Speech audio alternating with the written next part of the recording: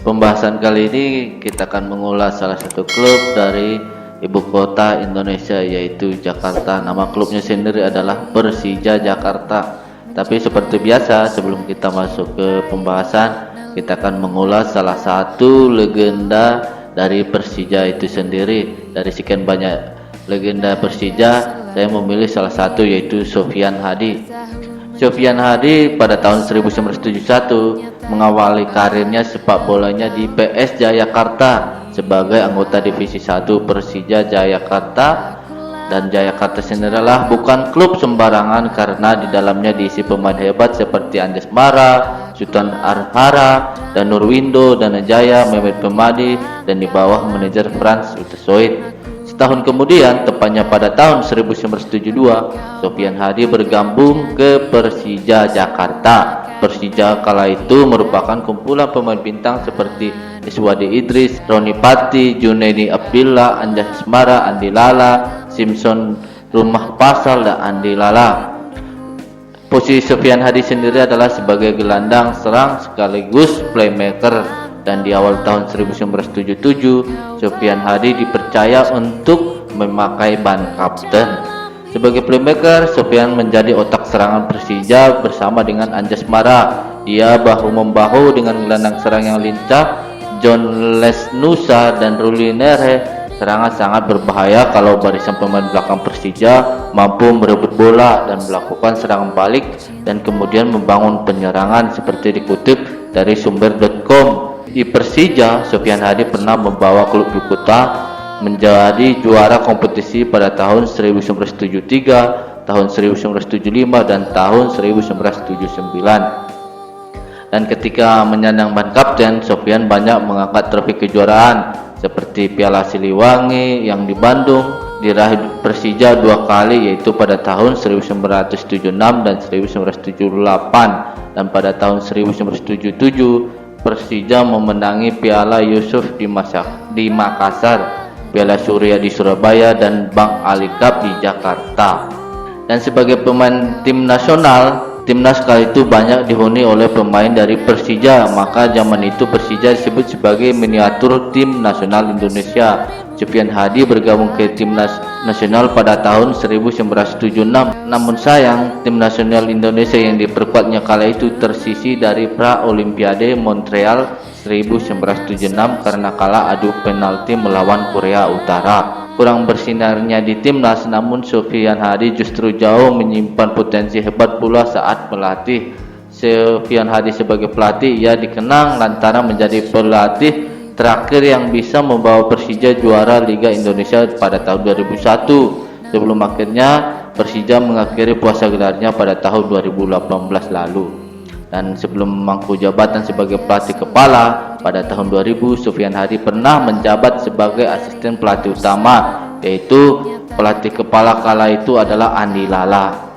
Dan ketika Liga Indonesia putaran kedua pada tahun 2000, Persija menunjuk Sofyan Hadi sebagai pelatih kepala menggantikan Andi Lala, dan bermodalkan sertifikat pelatih berlisensi A AFC, dia sukses mempersembahkan gelar juara bagi Persija di Liga Indonesia musim 2001.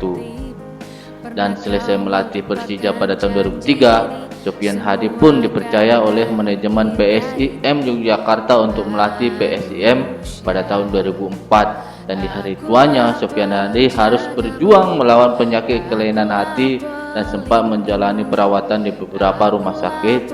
Dan Sofyan Hadi yang hobi bercocok tanam itu menghembuskan napas terakhirnya di Bogor, yaitu pada Rabu 11 Maret 2020. Dan kita kembali lagi pembahasan utama, yaitu Persija. Persija adalah klub awalnya bernama Football Bond Bumi Putra atau FBB, dan pertikaian sejumlah kepengurusan kemudian membuat klub itu cerai dari Football Bond Batavia on Omstreken yang didukung oleh pemerintahan Hindia Belanda, dan berubah berganti nama menjadi Football Indonesia Jakarta atau VIJ, yaitu pada tahun 1929. Dan menurut surat kabar pemandangan 20 September 1938, PIJ didirikan dua tokoh sepak bola dari klub-klub lokal Jakarta yang sudah eksis lebih dulu, yakni Sueri klub Setiaki dan A. Ali Subrata itu dari klub Setia Tuhu Enggone atau STR. PIJ bermarkas di Petojo. PIJ memiliki lapangan sepak bola di Petojo belakang Bioskop Roxy Jakarta Pusat sekarang ini. Dan MH Usnip Tamrin turut berperan dan banyak mengeluarkan uang untuk pembangunan lapangan Petojo. Tamrin adalah tokoh penggerakan dan anggota Gemeenteraad serta Volksgeraad membantu 2000 Gulden untuk membeli lahan yang dijadikan lapangan Pulau Piun Petojo. Lapangan itu dinamai Lapangan Kebon Singkong sebelum bertransformasi menjadi Stadion VIJ, dan dengan Tamrin sebagai pelindungnya, VIJ tidak hanya melihat di lapangan namun juga di lorong pergerakan nasional. Muhammad Husni Tamrin sendiri adalah seorang politisi era Hindia Belanda yang kemudian dianugerahi gelar pahlawan nasional Indonesia. MH Tamrin pernah diangkat sebagai wakil wali kota Batavia masa penjajahan Belanda, yaitu pada tahun 1929. Dan dilansir dari web resmi persija.id, Persija Jakarta didirikan oleh Sueri dan Ali pada 28 November 1928 dengan nama awal Football Bond Indonesia Jakarta atau VIJ. Berdirinya VIJ itu juga sebagai wadah perkumpulan klub-klub sepak bola nasionalis di Batavia masa itu. Nama VIJ berubah menjadi Persija yaitu pada tahun 1950 dengan Yusuf Jahja sebagai ketua. Persija pada era 1950-an banyak diisi pemain nasional seperti Tan Leong Hau, Chris Ong, Tio Him Tiang, Van der Veen sampai Van der Berg. Persija juga menjadi salah satu pencetus berdirinya Persatuan Sepak Bola Seluruh Indonesia atau yang disebut dengan PSSI pada 19 April 1930 dan berawal dari cita-cita yang sama dengan Bond di daerah lain. Persija mengusung semangat persatuan yang tertanam dalam kelahirannya PSSI. Persija Jakarta juga sebagai klub ibu kota Indonesia tentu memiliki sejarah panjang dan perjalanan membuat mereka menjelma menjadi salah satu tim terbesar dan tertua di Indonesia yang bermain kompetisi tertinggi Liga Tanah Air. Dan memasuki era perserikatan, Persija masih menjadi klub yang disegani dan mampu mengangkat 5 trofi. Dan pada era inilah nama Persija sudah eksis dan menjadi juara, yaitu pada tahun 1964, 1973, 1975, serta 1979. Dan gelar juara 1975 cukup unik karena Persija menjadi juara bersama PSMS Medan. Partai final yang digelar di Senayan kala itu atau yang sekarang disebut dengan Gelora Bung Karno berlangsung tegang. Kedua klub merupakan rival pada zaman tersebut dan laga final jelas menjadi wadah yang elit untuk mereka memberi bukti sebagai yang terbaik. Adam Malik yang kala itu adalah Menteri Luar Negeri Indonesia hadir langsung untuk jadi saksi partai tersebut. PSMS Medan yang dihuni Perlin Siagian, Nobon hingga Mariadi mampu mendikte permainan Persija yang akhirnya tertinggal 1-0. Status sebagai tuan rumah karena bermain di Jakarta membuat Persija tak kenal menyerah hingga akhirnya Sofian Hadi dan Iswadi Idris membuahkan gol penyama kedudukan. Sayangnya laga malah menjurus keras hingga ada kartu merah untuk Iswadi selepas melanggar Nobon. Pertandingan sudah sulit dinikmati dengan nilai sportif, akhirnya wasit menghentikan pertandingan. PSSI harus berkompromi dan berunding untuk mengatasi situasi kala itu. Karena tidak mungkin melanjutkan pertandingan, Bardosono, ketua umum PSSI kala itu, mengambil jalan tengah dengan menyudahi pertandingan dan memberikan gelar juara kepada kedua kesebelasan. Gelar yang ditorehkan Persija tidak hanya di level nasional, pada kompetisi internasional sendiri tim kebanggaan ibu kota juga beberapa meraih sejumlah piala, diantaranya adalah juara Piala Quotes Khan di Vietnam pada tahun 1973, juara Piala Sultan Brunei Darussalam pada tahun 2000, juara Brunei Invasion Cup 2000 dan 2001, serta Bos Sportific Super Cup Malaysia pada tahun 2018. Dan baju kebanggaan Persija kala itu adalah warna merah. Warna Persija sendiri pernah mengalami perubahan, lahir dan dikenal dengan warna merah.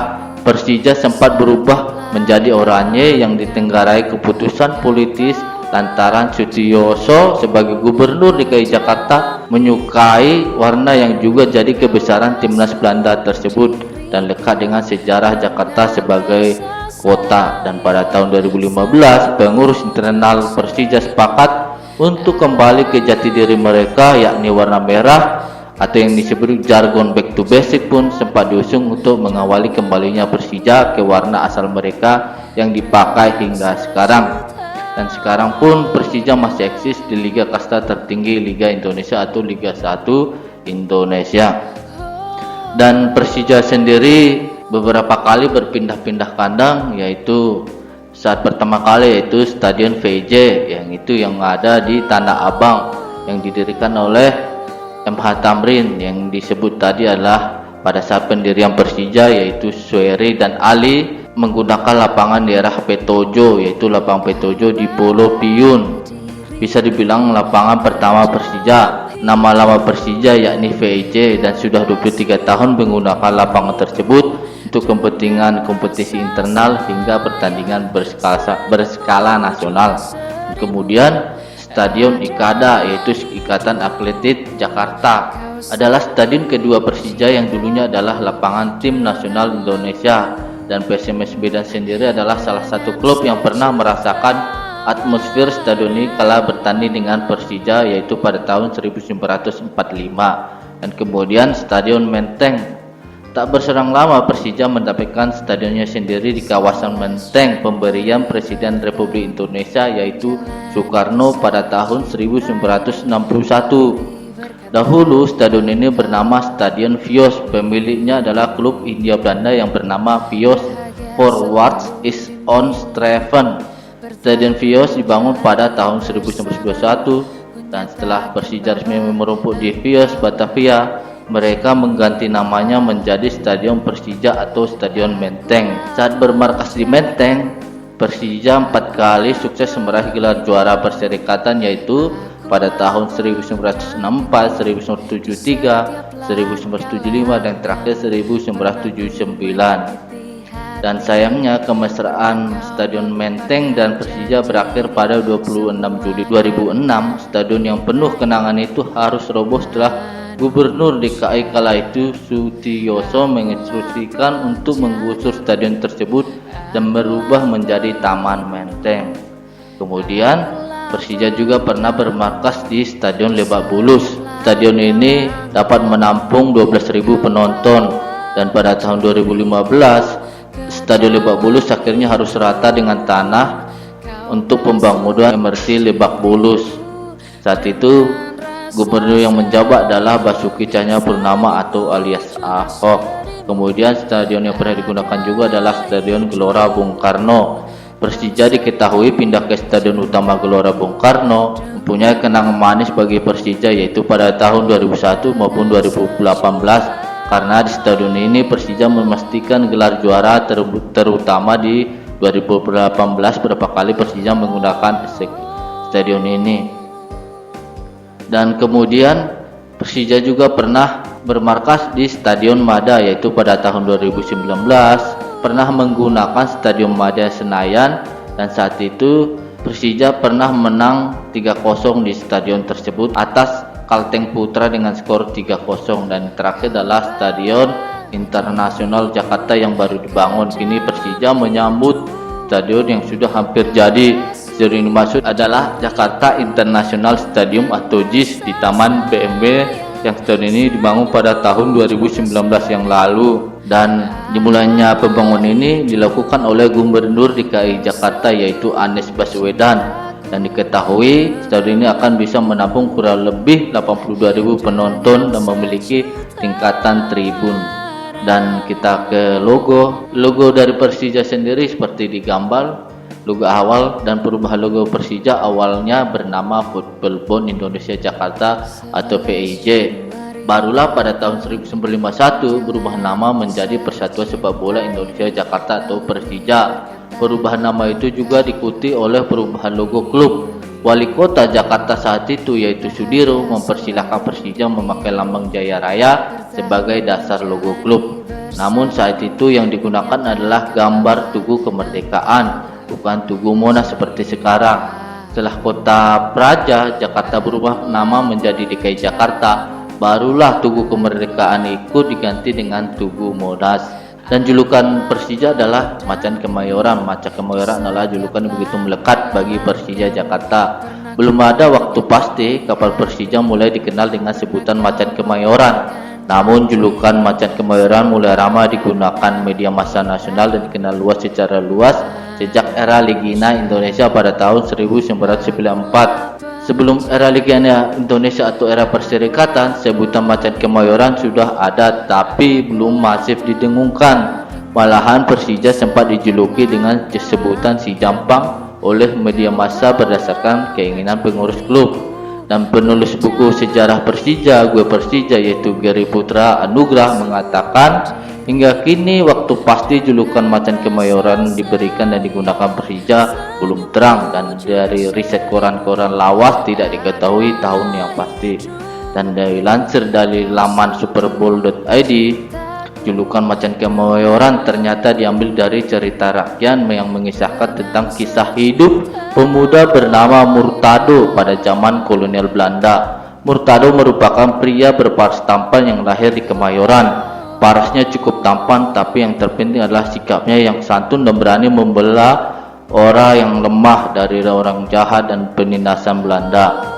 Murtado berhasil menjaga keamanan Kemayoran yang waktu itu masih berada di bawah pemerintahan Belanda.